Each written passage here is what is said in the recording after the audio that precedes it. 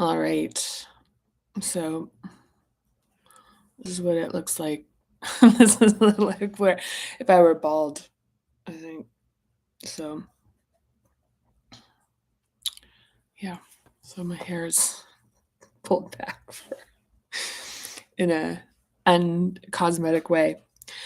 So okay. So for this section, there's two parts here, but I'm going to emphasize conflict first, even though in the order of operations here, conflict comes second. So there's a short little blurb here about belonging to the natural environment. And I actually did just read it, and it's not very strong, to be honest. Like I read it and I was like, oh, this is a little kind of lacking. And it doesn't, I don't know. It's almost like it almost feels like it's kind of like a placeholder in a sense for a notion that has a like much bigger place in this particular hub. And sorry, I'm just moving stuff around so I can put the book next to me to read. All right, here we go. Mm-mm-mm. Okay, here we are. We've arrived. So let me see. Let me just land here. So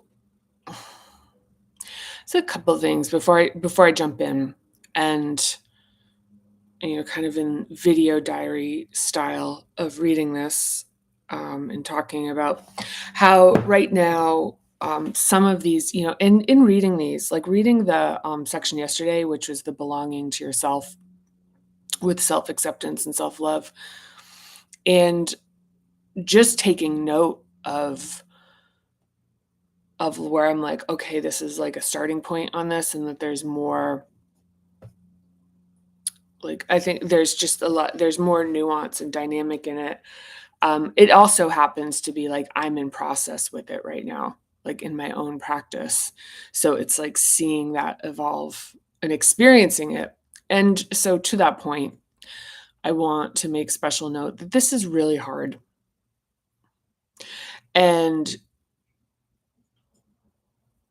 and I just can't help but notice that there's a real tendency, especially for consumer style, like avenues like social media and even like things that you buy to produce the notion that this stuff is like, like you just have to like change your thinking, like think more positively.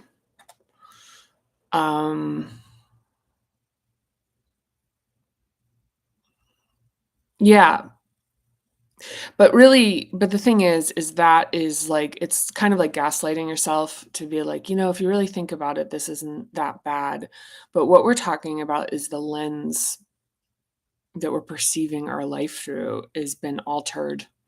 So we are not passively and naturally and organically positive and grateful. It's a naturally arising thing to be grateful. I mean, we feel it like when it's like, oh, like I'm grateful. Like, and when that's blocked, part of this is like expanding capacity and as I talked about yesterday, is staying with ourselves in like difficult feelings arising. So the idea where it's like, I was listening to somebody who was saying like, well, if you have anxiety, you've like chosen the wrong version of yourself. And it's like, oof, oof. In this like multiverse, multidimensional thing. And maybe, I don't know, maybe that's true. I don't know. But um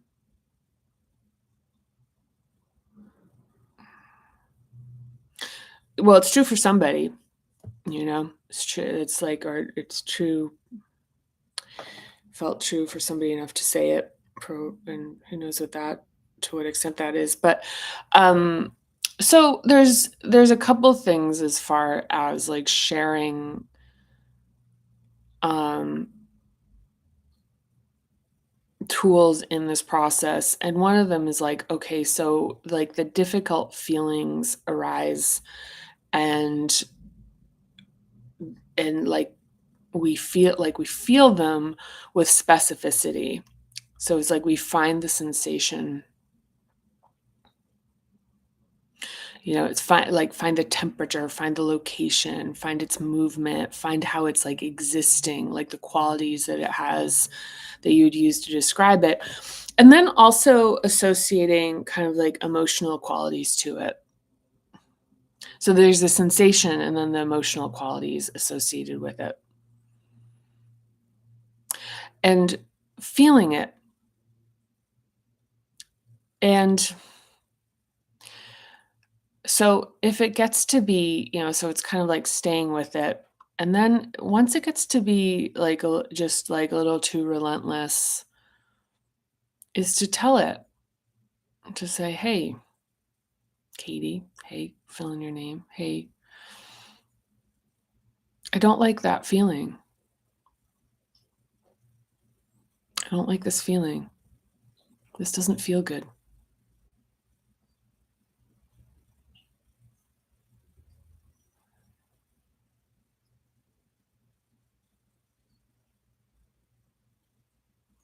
So identify it, like find the emotional context overlay on this.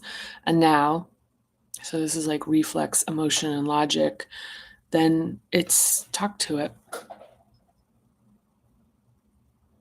and watch what happens. Another thing with folks, who talk about having like really consuming thoughts and or just want like a moment of peace, is to ask yourself, what is my next thought going to be? And then watch what happens.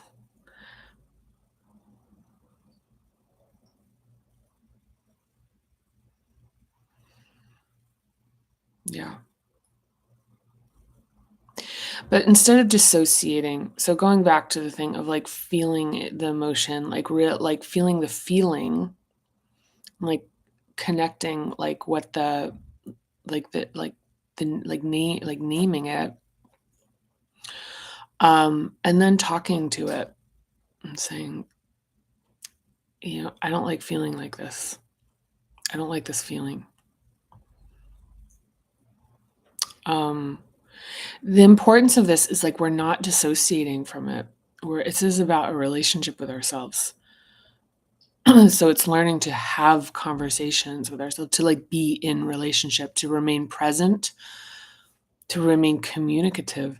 And this is really like when we're talking about like fourth hub, a lot of times it like immediately is a jump to like how, especially when it's like the fourth chakra, it's this immediate thing about this is your relationship with other people.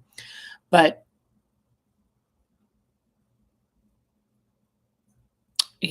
but here it's like what we're doing is we're our relationship with ourselves, that disconnection, that fracturing, that fissuring, that separating, that hiding, what we're doing is we're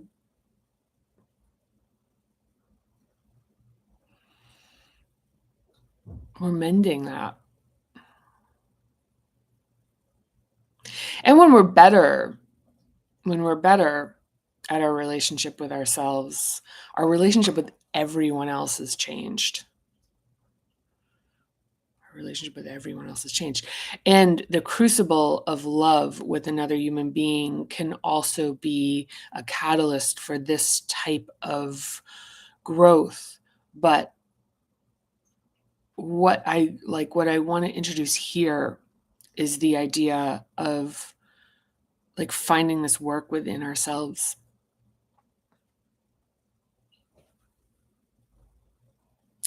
Because it's just like the thing is like even the thing about fearing um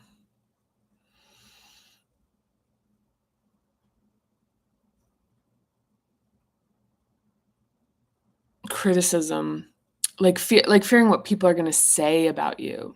It's like, oh, what will they say if I put myself out there? What will they say? um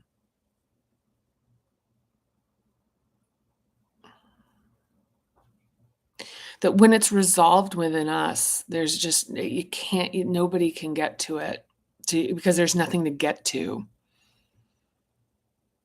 So the depth of this, what I'm talking about here is it's getting into these layers of self-acceptance, and when you have fully accepted something, nobody can get to you with it. And certainly, I mean, if it's something that's untrue and damaging to like a social reputation, then handling it with emotional regulation is actually but like in and of itself is invalidating to an accusation.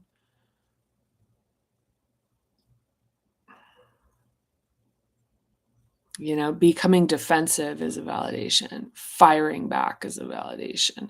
But to be like, just to correct matter of factly is incredibly destructive to anyone. And I will say that people really stop coming for you because there's some kind of like their spidey senses are seeking out subconsciously that the things they feel can get activation out of you, and when they can sense that doesn't exist, sometimes, but it's just they're really weak.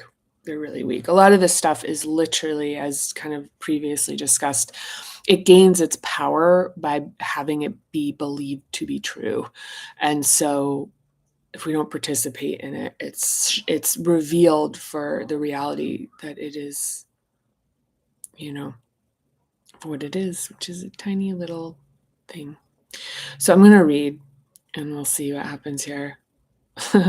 So belonging to the natural environment. So the oft-cited Chief Seattle statement, the earth does not belong to us, we belong to the earth, may have unclear historical origin, but the sentiment is undeniable.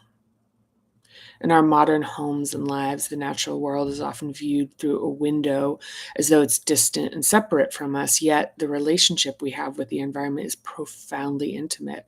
It's in the cellular and atomic makeup of our bodies. We use modern conveniences to cook, provide water to our homes, light our rooms, and cool the air in them. Yet our bodies are part of and depend on the natural world, and its condition determines our survival. We continue to see how modern life can't always keep us safe and separated from the harsher forces of the natural world. And anxiety and depression can come from feeling disconnected from ourselves and our true nature. We connect to a profound level of belonging when we can feel ourselves in concert with the rhythms, phases, and cycles of nature. Yeah. There's a lot more that can be said on that, of course. But this is also, I mean, it's like the fracture. It's another fracture of like our like really deep connection is like this thing of this distrust, and the deeper it gets, the more afraid we are to be in the rain. It's like I can't be in the rain, or to be in elements, to get, to be cold, to be too hot, to be uncomfortable, to be dirty.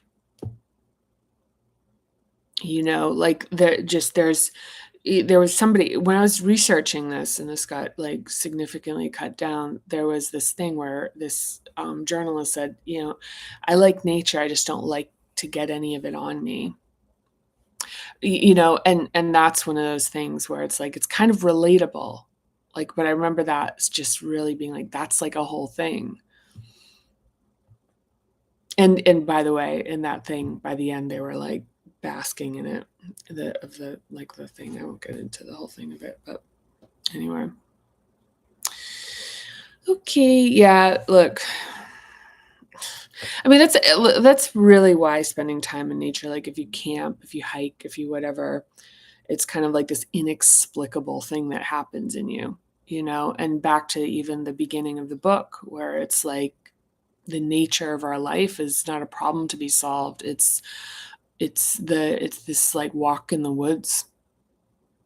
So when we're disconnected from that very dynamic of the natural world, being both like extraordinarily beautiful and kind of dirty, dirty, like the connotation, just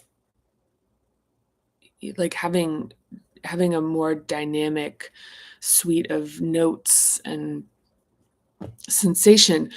We are reconnecting to ourselves in a way that like where acceptance has a like deeper and more subatomic notion than intellectually being like, I'm part of nature. It's literally this is reflex. When we're talking about like reflex, emotion, and logic, this is reflex. Like nature, connecting with nature is getting into something that's deep and profound. Okay, so conflict. Last but not least, in the themes, and then we're moving on to interruptions and stressors, which I'm sure will be just a bundle of fun.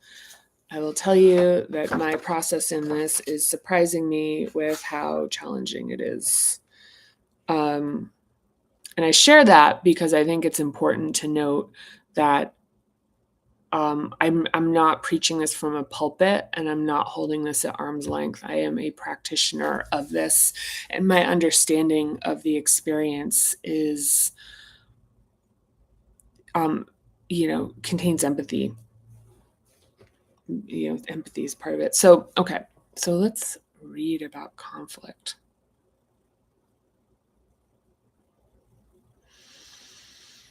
Yeah, I'm just scanning it because I think there's a couple things in here. So the reason so I will say the reason conflict is specifically here in the second hub. It's noted that it's an eventuality that two like individual beings are going to have to make a concession in order to come together. And that concession, even if it's like there's a lot of peacekeeping and nobody's actually like everyone's it's like copacetic on the outside. People are making concessions. Somebody's making concessions.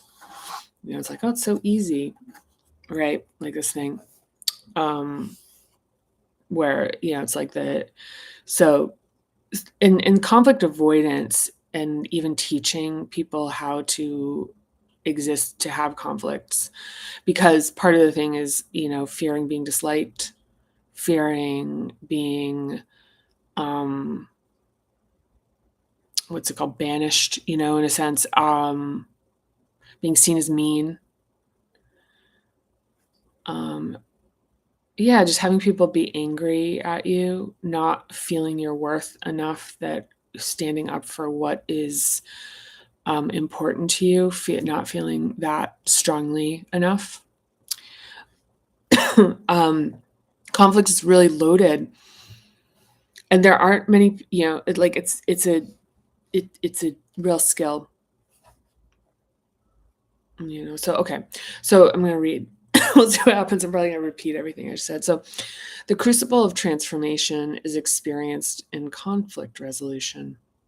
Avoidance and peacekeeping are ways the intensity remains held at a distance or within. We may need to keep conflict at a distance when our emotional capacity becomes easily overwhelmed, or we may seek it because the intensity feels energizing, even though over time conflict is exhausting. Oppositely, a relationship in which conflict is not tolerated becomes frozen because unresolved, unspoken issues either get surfaced as irritation, frustration, and anger, or they become internalized and require denial and ongoing tolerance of subpar dynamics. The most profound work of our lives is frequently found in our repeating conflicts, the ones that follow us from relationship to relationship. These are the conflicts that have us wondering why we keep attracting the same types of people into our lives. And this goes back to what I was just talking about, which with our relationship with ourselves, which is, one of the things about the adaptations in each of these hubs is that they are related to creating these repeating patterns. So Okay, so being human involves conflict, regardless of whether we're willing to face it. So Esther Perel discusses couples wishing for their partner to be fixed so that the relationship can be saved. Um, when our conflicts feel like they're caused by external problems that would be solved if everyone else changed, both our power and self-awareness remain outside of us.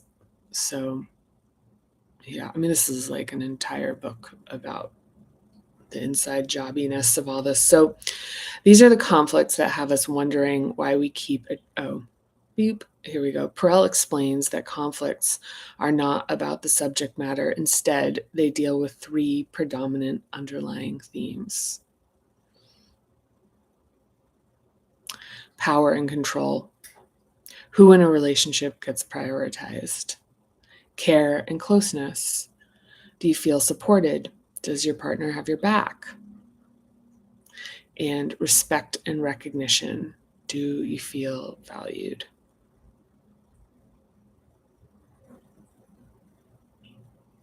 So, so when considering the nature of repeating conflicts in, in our like intimate relationship, looking through that, like power and control, like whose itinerary, like whose, especially time is a great example of this. It's like, where as a couple are you spending your time?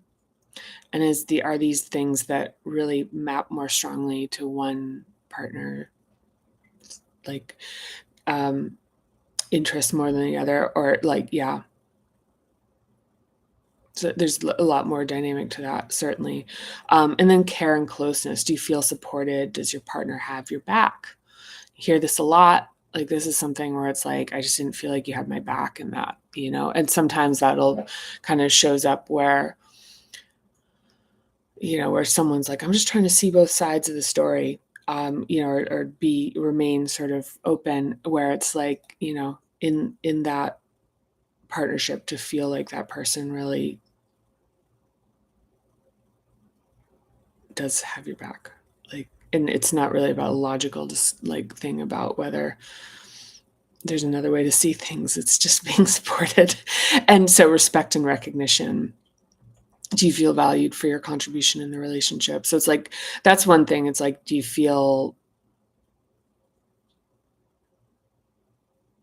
like, that's like feeling invisible. People like, that's a thing. It's like, if your efforts are continue to feel like unseen, like for a lot of women, there's a lot of talk about like emotional labor and invisible work, where, housework, tending to children, taking care of things, cleaning, cooking, um, if that's, if that starts to feel like it's just expected, things are expected when they're, so anyway, so these are all matters of the lower hubs. The work needed to resolve our inner conflicts is the only way to resolve the outer ones, and doing so makes us more patient with others and more confident in creating boundaries. So when we are in conflict, it's natural for protective feelings and emotions to get stirred up. When we feel safe, loved, and accepted, we can stop defending our bad behavior and take responsibility for it. Revealing ourselves through vulnerability is an opportunity to grow our capacity for the love of both ourselves and others. This hub's healing involves softening and allowing. We can simultaneously be in conflict while we soften and allow. If people don't feel safe because they feel judged, or they're oppressed and experience gaslighting, being told it's all in their head, conflict may travel inward until it eventually erupts outward. The human spirit has integrity that may conceal conflict temporarily, but if it's suppressed for too long, it eventually reveals itself in some sort of corrective, albeit disorderly, eruption. This is, I think, without the contextualizing with this,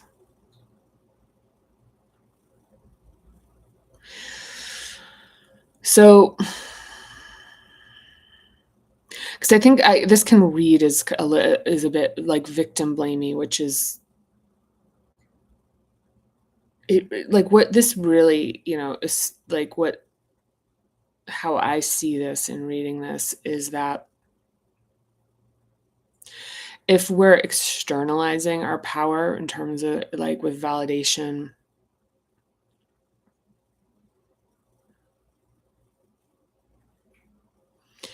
our own confidence, our like respect, like some of this stuff, it's like if it's really underdeveloped and highly adapted, this is just going to be like in fuego. Like it's just going to like light up and totally dysregulate a nervous system. So a lot of this is really about, can this stuff be addressed without it being um like explosive? And if it is, then it is.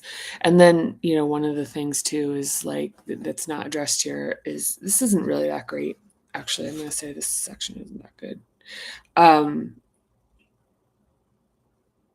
Is a partner's ability and willingness for them to also take responsibility. Yeah, this isn't that good.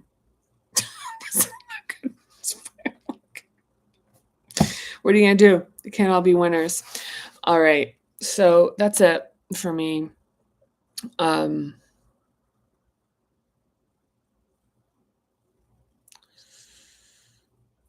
Yeah. I mean, judging from what I'm processing right now in my own practice, I can see why some of this is underdeveloped.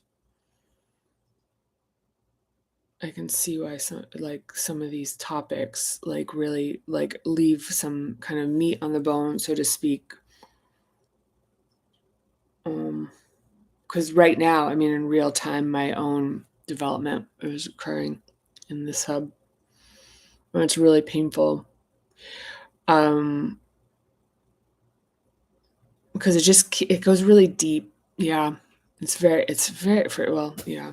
I don't think so. Anyhow.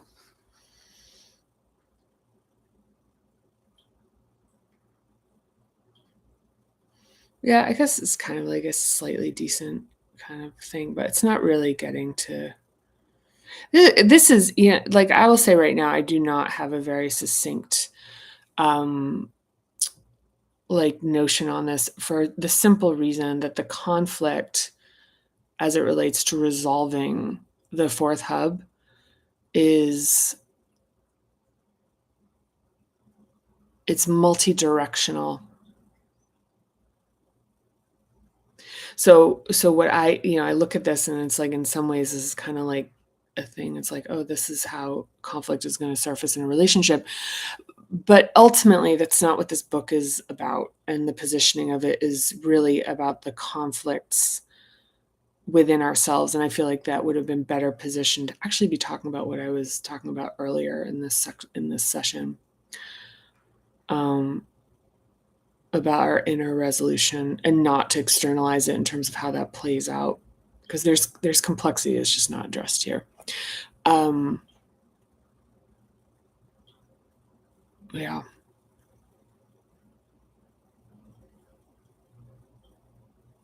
Yeah, I mean, because this is, something definitely not addressed here.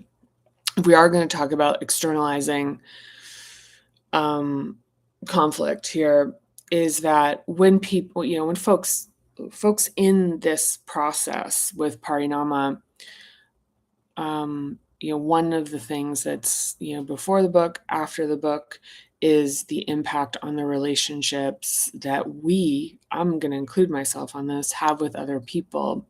Because as we reconcile these aspects of ourselves and make decisions about parts of ourselves we no longer are willing to hide, because we're becoming more sensate about what that feels like to be concealing parts of ourselves that are like integral to our integrity, that releasing those changes the relationships we have with other people. So it's kind of like conflict and to a certain extent, and then grief. There's grief there. So yeah.